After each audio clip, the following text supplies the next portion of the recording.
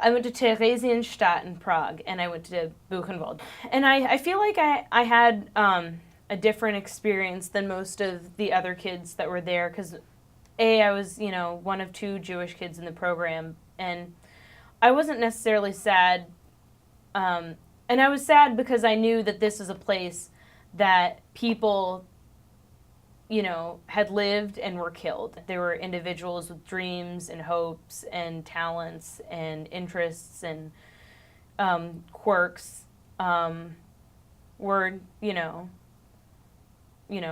that they'd lost that, and that there was people who had family that died there, and, that, Walter's family, died, places like that. It was just, I don't know. It was harder to know that, like, someone that I wasn't necessarily blood related to, but that was a part of my family that lost family there. I don't know.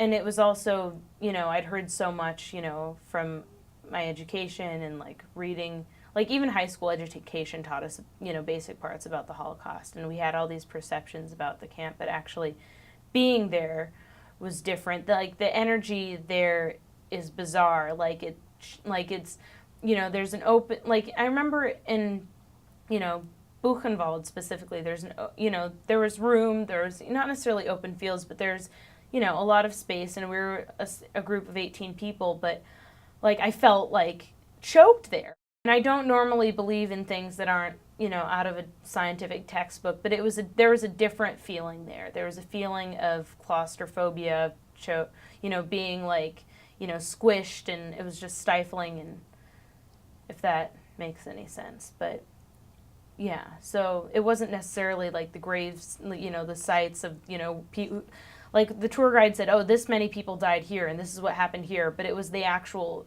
feeling that resonated the most with me.